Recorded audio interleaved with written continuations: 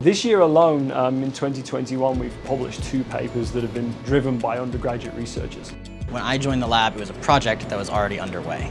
So this project had been going for a few years already under a different student named Emily Kaiser. She'd been doing a fantastic job and had found some really cool results that were leading to eventually a paper.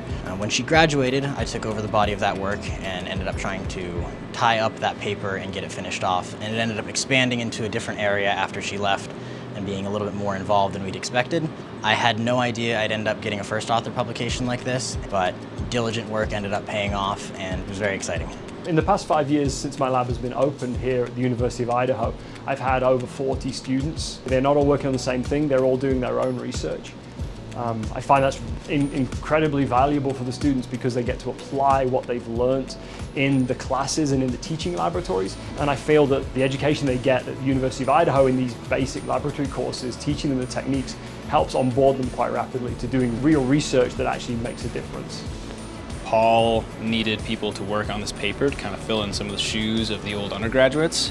So Lance and I, we worked to get it published. We were doing a lot of molecular cloning techniques, and so I kind of took on the role of the molecular biologist. So a lot of DNA, RNA, kind of things that undergrads don't really get their hands in, but I got a lot of experience. It really galvanized my interest in research, and because of that, and because of the work that I put in there, I ended up with second authorship on the paper.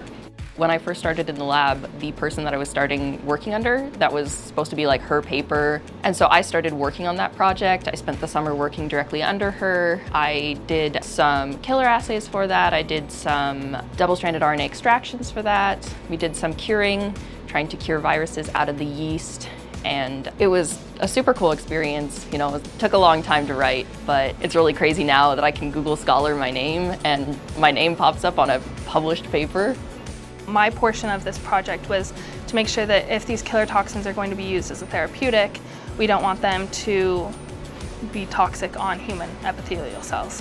So I worked in the tissue culture lab and was able to apply the toxin to cultured cells to make sure that the toxin wasn't cytotoxic and didn't kill off a vast number of cells. When it finally got published, being able to see my name on the paper was really exciting.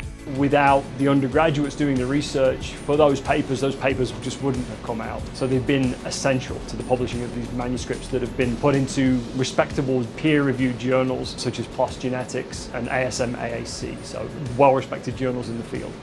Everything worthwhile in life is usually a little bit scary. I think that I was a little bit nervous coming to U of I. I was a little bit nervous coming into the lab, but every single thing that I've felt that fear, felt that intimidation, and then continued on through has been the most rewarding parts of my collegiate experience. So if you're feeling intimidated or maybe like you're not good enough to pursue this pathway, know that you are and feel those feelings and continue to do it anyway, because it's going to land you somewhere really incredible.